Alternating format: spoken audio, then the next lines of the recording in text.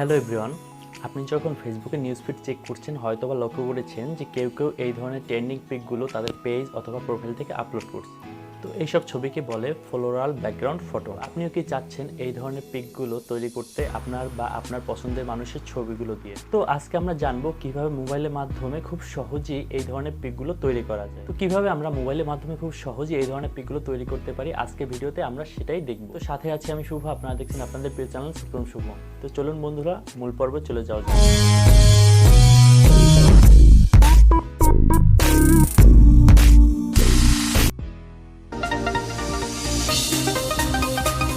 Welcome back to my channel.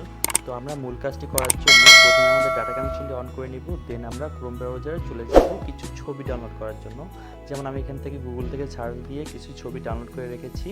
ওকে, তো যে কাজটা করতে হবে, এই ছবিগুলো যে ছবিগুলো আমরা ডাউনলোড করে নিয়েছি সেই ছবিগুলো ব্যাকগ্রাউন্ডগুলো রিমুভ করার।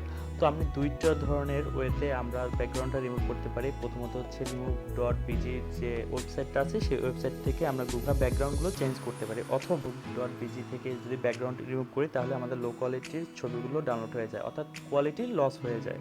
তো আমরা যদি এখান থেকে যদি ইনশট অ্যাপে গিয়ে যদি আমরা এই ব্যাকগ্রাউন্ডগুলো যদি রিমুভ করতে পারি, যেমন আমি সিম্পল একটা ছবি নিলাম, ছবিটা নিয়ে দেন আমরা এখান থেকে যদি কাট আউটে যদি ক্লিক করি দেন আমাদের সুন্দর করে ব্যাকগ্রাউন্ডটা রিমুভ হয়ে যায়।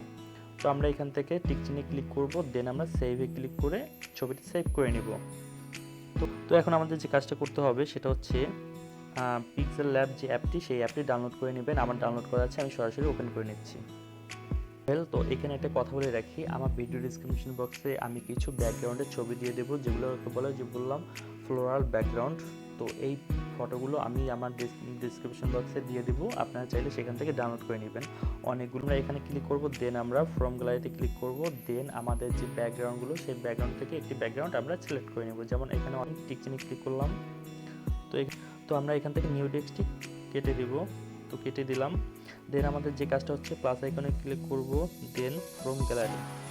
ওকে, ফ্রম গ্যালারিতে ক্লিক করার পর আমরা যে ছবিটা ব্যাকগ্রাউন্ডটা রিমুভ করে নিয়েছিলাম সেই ছবিটা এখান থেকে অ্যাড করে নেব। তো আপনারা চাইলে এখান থেকে ক্রপ করে নিতে পারেন।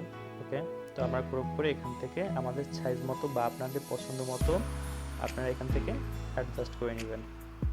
এখন যদি চান অন্যান্য পিএনজিগুলো সেট করতে পারেন, যেমন কিছু হার্ড গ্রাউন্ডের ছবি আছে অথবা যে কোনো লাইট পিএনজি আছে।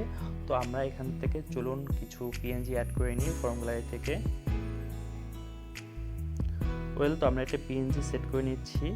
তো এই পিএনজিটা সেট করার আগে আমাদের যে কাজটি করতে হবে, যেহেতু এই পিএনজিটা আমাদের মডেলের পিছনে থাকবে, তো সেই জন্য আমরা লেয়ার আইকনে ক্লিক করব, দেন আমরা এখান থেকে উপরেটা নিচে বা নিচেটা উপরে করে দেবো, দেন আমরা ছবিটা লক করে দেবো। ওকে, দেন আমরা আবার লেয়ার প্যানেলে ক্লিক করব। ক্লিক করার পর এখান থেকে আপনার পছন্দ মতো বা আপনার ইচ্ছে মতো এখান থেকে এই যে আমাদের যে পিএনজিটা আছে পিএনজিটা সেট করে নিতে পারবেন। ওকে, অ্যাড করে নেওয়ার পর আপনারা চাইলে এখান থেকে ক্লিক করে আপনার যে ছবিটা সেই যে পিএনজিটা সেই পিএনজিটা কালারটা চেঞ্জ করে নিতে পারেন।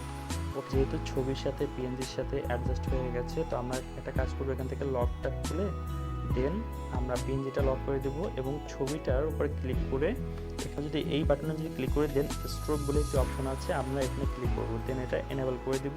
এনেবল করে দেওয়ার পরে আপনারা চাইলে এখান থেকে সাইজটা বাড়িয়ে কমিয়ে নিতে পারেন।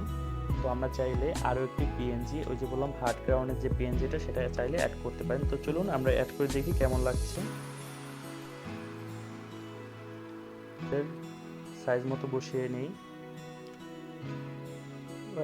খারাপ লাগছে না যদিও দেখতে।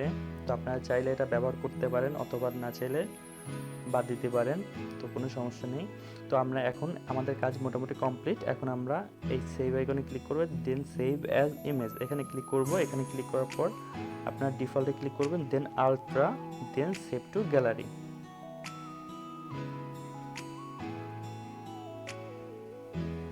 তো আপনারা চাইলে আপনাদের পছন্দের ছবিগুলো বা আপনাদের যে পছন্দের মানুষ তাদের ছবিগুলো চাইলে এভাবে আপনারা প্রোফাইলে অথবা পেজ থেকে আপলোড করতে পারেন, তাতে দেখা যাবে যে ছবিগুলো আরও বেশি অ্যাট্রাকটিভ হয়।